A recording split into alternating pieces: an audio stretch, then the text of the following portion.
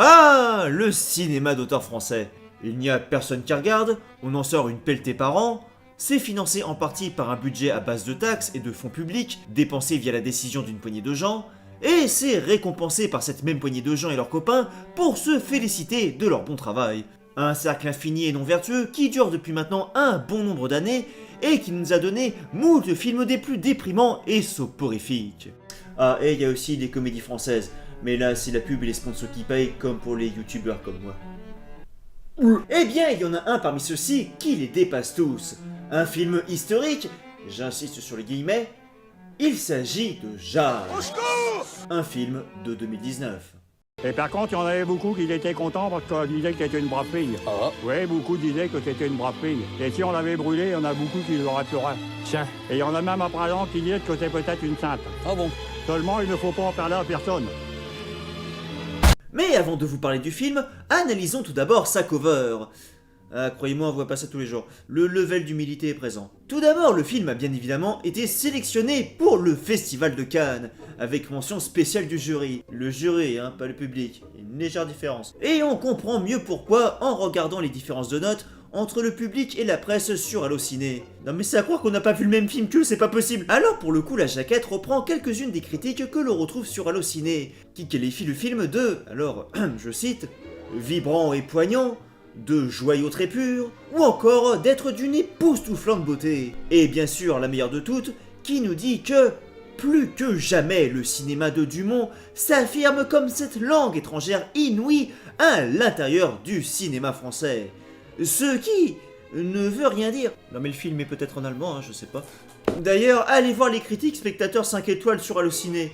Non mais vraiment, entre les commentaires trolls et ceux qui ont dû être écrits par le réalisateur lui-même, c'est juste incroyable. Je sors du film, c'est complètement dingue. Cette Jeanne-là est d'une grâce indicible. Elle nous regarde tous pour que nous soyons tous pauvres humains un peu meilleurs chaque jour. Tout est sublime, immensément travaillé. Les anachronismes sont géniaux et renforcent cette idée qu'on est tous les uns aux autres connectés au monde.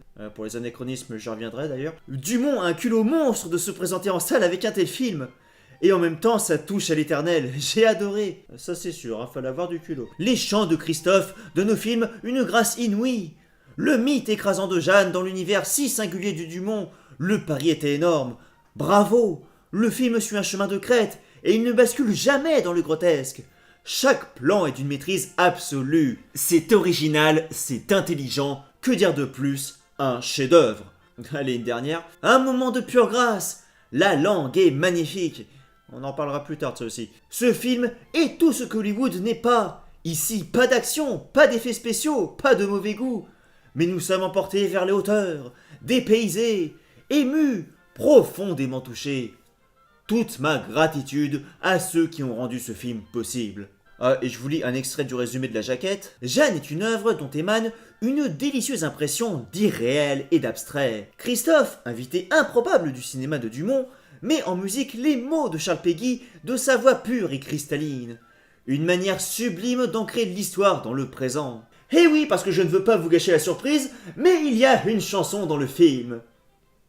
Et croyez-moi, qu'est-ce que vous allez pouvoir l'entendre cette chanson? Bref, un film sur l'histoire de Jeanne d'Arc donc, réalisé par un certain Bruno Dumont, qui, je le cite à propos de la jeunesse du film, pour le dire franchement, moi, Jeanne d'Arc, je m'en fichais un peu. Ça peut être que bien. Mais qui est donc Bruno Dumont, me direz-vous?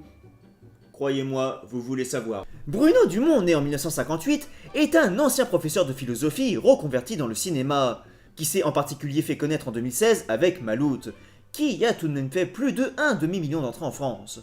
Un succès qui lui a entre autres permis de faire Jeanne, qui a fait moins de 10 fois moins bien avec 40 000 entrées. Ah, on est dans le level de Cats pour le coup, hein, qui a fait 52 000 entrées et qui est sorti la même année, l'année du Covid. Oh mon dieu, tout s'explique enfin! Et croyez-moi, le réel, on comprend bien que c'était un professeur de philosophie. Les textes qui m'ont les plus impressionné, c'est les textes de Shakespeare, Bernanos. Bernanos, j'ai bien aimé Monsieur Wynne, parce que j'ai pas compris. Il y a une phrase que dit Jeanne d'Arc qui dit... Les hommes sont comme ils sont, mais il faut penser nous à ce qu'il faut que nous soyons. C'est-à-dire, elle voit bien la cruauté des hommes, tels qu'ils sont, mais elle pense à ce qu'elle doit être, et elle va essayer d'être ce qu'elle doit être. Donc c'est très intéressant sur aujourd'hui, notamment sur le rapport entre les hommes et les femmes, Je trouve que c'est assez pertinent. Parce que le scénario est un genre très pauvre. Un scénario, vous décrivez une scène. C'est-à-dire, je pense que la littérature, c'est la véritable expression de la description de la réalité des choses. J'ai pas fait d'école de cinéma. Et donc, en fait, j'ai appris le cinéma en lisant un livre. Il y a un livre de Jean Mitry qui s'appelle Esthétique et psychologie du cinéma. Et c'est ça qui m'a appris le cinéma. Bon, c'est très théorique, hein, c'est très philosophique, mais si vous voulez comprendre qu'est-ce que c'est que cet art, dans ses principes et dans ses fondements, c'est ce genre d'ouvrage qu'il faut lire. Mais quand on fait un film, il faut oublier tout ça. Il faut simplement raconter l'histoire. Quand je fais pas de film, je lis de la philosophie qui a toujours à voir avec le cinéma. Là, je lis Thomas d'Aquin, l'esthétique de Thomas d'Aquin. C'est la fin du Moyen-Âge, vous voyez, ça n'a rien à voir. Et pourtant, ça parle du cinéma, parce que ça parle de la couture des choses, de la nature des êtres, des sentiments, de la question de la représentation. Comment représenter ?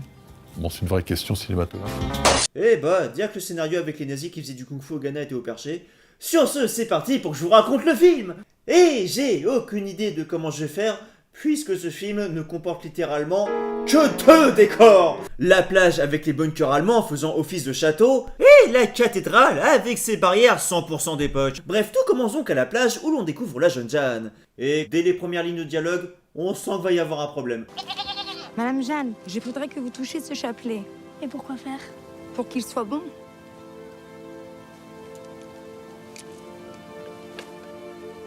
En vérité, mon ami, faites-le toucher à Madame Jacqueline et il sera tout aussi bon. Non, c'est pas possible. Le fils de la voisine est en train de mourir. Je préfère que ça soit vous qui touchez ce chapelet. Madame Jeanne, je peux vous débarrasser de votre armure? À mon retour. Au revoir, mon enfant. Au revoir la compagnie. Au revoir. Jeanne qui donc se rend à la plage où se trouvent tous ces gens-là. De toute façon, vous inquiétez pas, chaque personnage qui rentre est annoncé par un autre avant. Non mais littéralement, c'est pire qu'au théâtre. Tiens, voici Monseigneur Patrice Bernard. Et vous pensez que c'est aujourd'hui que nous allons enlever Paris, là-bas? Je n'ai pas dit cela. Ah oui, tout à fait, Paris. Ah, c'est un film où il faut faire preuve de beaucoup d'imagination. En vrai, si vous en avez l'occasion et le courage, regardez-le d'une traite si vous y arrivez. Croyez-moi, c'est une expérience unique à vivre. On en ressort en homme nouveau. Bref, et là, l'on découvre donc le meilleur acteur du monde. Ah, voici Messire de Ray.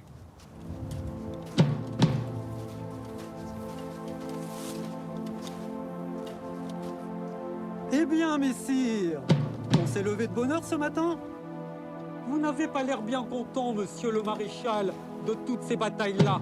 Dame, monseigneur, si ça continue, dans 6 mois, la guerre sera finie. Nous ne saurons plus seulement à quoi s'amuser. Il paraît qu'il y a des bandes qui ont pillé 2 ou 3 villages. Mais alors, des villages de riches, quand je pense que je n'y étais pas, ça ne s'est passé pas très loin d'ici. Mais qu'a donc à nous dire monsieur Bruno Dumont concernant ses choix de direction artistique? Comment vous les trouvez, vos acteurs? Des gueules, bah écoutez, je les ai trouvés là dans les universités de Lille. Donc ce sont des professeurs émérites de littérature, de droit, des professeurs de lettres. C'est des gens du Nord. Les Anglais n'auraient pas été furieux et aussi bêtes que ça. Ils n'auraient pas commencé par brûler les femmes. On ne peut plus s'en servir quand on les a tuées. Mais... c'est-à-dire qu'on peut encore s'en servir d'elles. Quand elles seront mortes seulement. Seulement, c'est une affaire de sorcier. Vous n'êtes pas sorcier, messire de Ray. Non, messire, pas encore. Et là, nous arrivons à 6 minutes 30. Et... c'est le drame.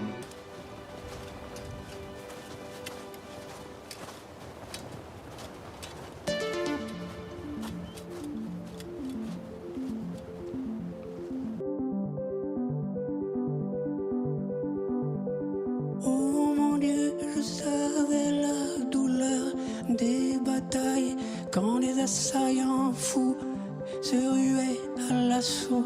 Et oui, une formidable musique teintée d'électro, nous entraînant alors dans c'est quoi ce truc? Non mais j'aurais été au cinéma et aurais tenu jusque là, je vous le dis sincèrement, je crois que je serais vraiment sorti de la salle. Parce que vous savez combien de temps elle dure la musique?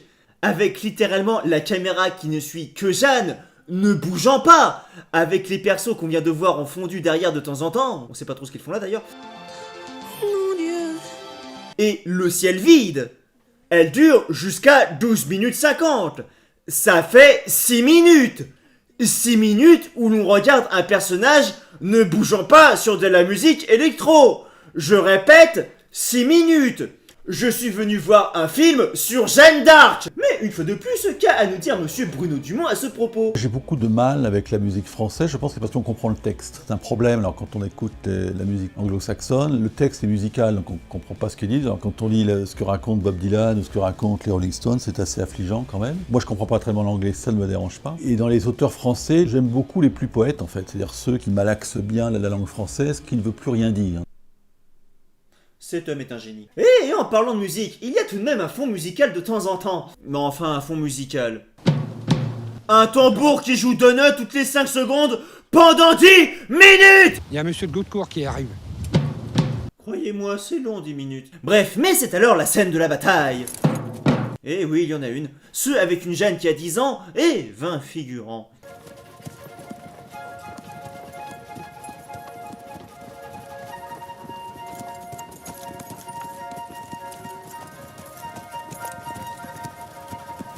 Mais qu'est-ce que c'est que ce truc? Bref, après une chorégraphie du Puy du Fou, l'on retrouve alors le monsieur qui ne sait pas descendre de son cheval.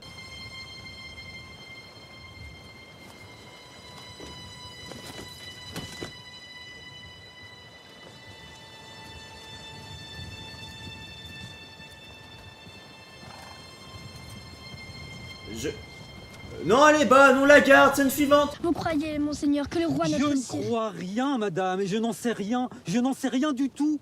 Mais il faut attendre. Voici d'ailleurs messire de Rais qui attend comme nous. Bonjour, messeigneurs. Bonjour, messire. Madame Jeanne, si je suis venu vous voir, c'est par rapport à la défaite d'hier. C'est de votre faute si nous avons perdu la bataille. Comment cela, messire? Vous ne savez pas parler aux soldats. Alors d'après vous qui savez si bien leur parler, que faut-il leur dire? Faut leur dire. Regardez mes soldats, toute cette richesse que vous pouvez avoir, toute cette fortune, cet or, cet argent. Les soldats, ils veulent se battre. De la guerre, de la victoire, du sang surtout. Des femmes? Ah bah les femmes, c'est pas à pas, on y pense bien assez comme ça, Madame Jeanne. Bon, je vous zappe ce qui se passe, hein, parce que je ne peux littéralement pas vous raconter le film, hein, vu que c'est que des dialogues. Sachez juste que ceci est censé représenter un château français, voilà. Et l'on se retrouve alors au deuxième décor du film, la cathédrale. Et ces fameuses barrières du Moyen-Âge. Non mais pour vous dire à quel point ils en ont rien à faire, même sur le DVD en lui-même, ils ont laissé les barrières. Et si vous avez eu le courage de tenir jusqu'ici, ce qui représente à peu près 5% des gens, en regardant réellement le film, hein, j'entends bien, non parce que moi-même j'ai zappé des trucs en le regardant tellement c'était long, eh bien, croyez-moi, ici, vous allez littéralement décéder. Messire, ayez pitié du peuple qui vous aime. Les Anglais outrageux vont commencer l'assaut. Non mais sincèrement, j'ai jamais vu un truc aussi ennuyant depuis la mort de Louis XIV le film. C'est pas possible, il ne se passe vraiment rien. Mais c'est quand même rigolo parce qu'il y a un acteur, un seul, hein, qui est à fond dans son rôle. Mais pour le coup, qui est vraiment trop à fond. Elle sera de retour sous le toit paternel, quand l'enfant égaré sera de retour à la bonne maison de la Sainte Église, notre mère à tous. Quand enfin nous aurons eu le bonheur de retrouver la brebis perdue et de la rapporter sauve au bercail du divin pasteur. Si alors quelqu'un vient nous reprocher d'avoir humilié l'Église pour faire le présent procès, d'avoir humilié l'Église en nos personnes, et nous lui demanderons très humblement pardon d'avoir osé l'imiter jusqu'en son humilité. Ah, et il y a des bonnes sœurs qui chantent.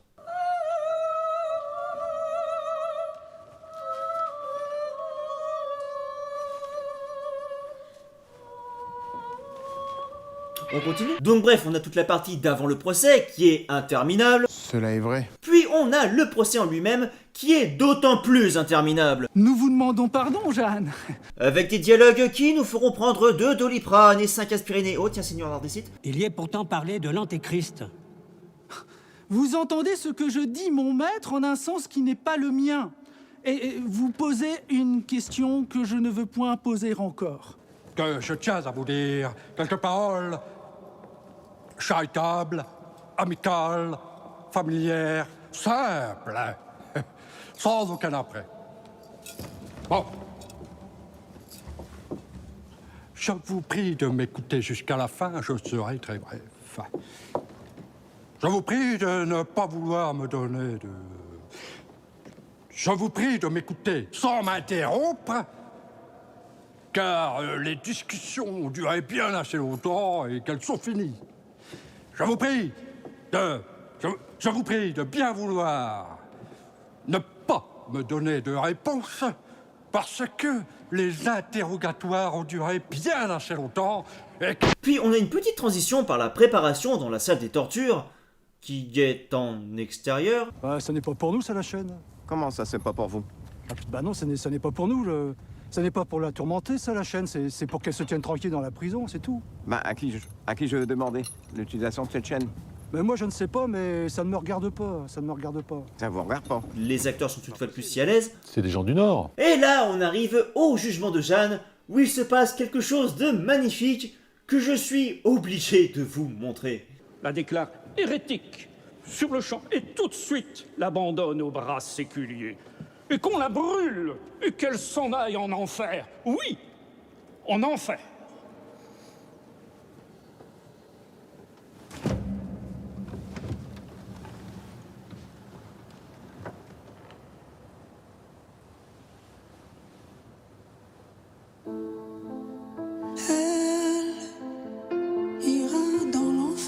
Ah, c'est lui qui chantait depuis le début.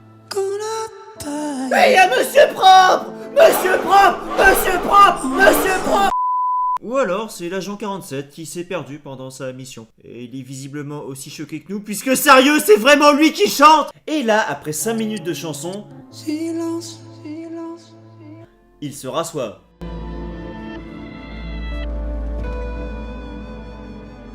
Ça c'est fait. L'on retrouve alors Jeanne pour le chapitre final, où elle est emprisonnée dans les prisons anglaises.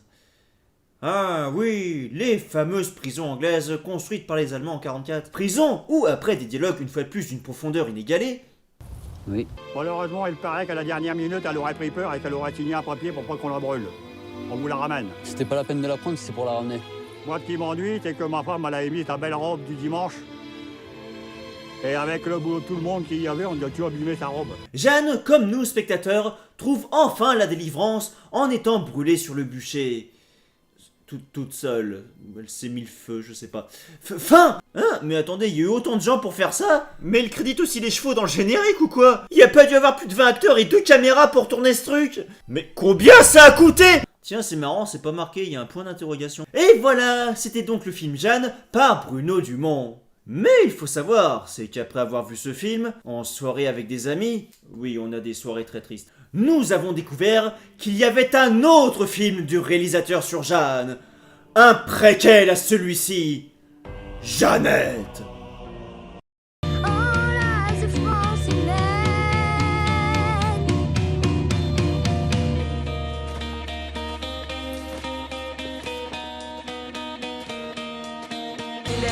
Il ne saurait pas se donner en tout entier, et c'est alors qu'il se... Et puisque j'ai décidé de vous faire découvrir ce dernier comme moi-même je l'ai découvert, c'est-à-dire après Jeanne, je vous donne rendez-vous pour la prochaine vidéo sur Jeannette qui sortira demain.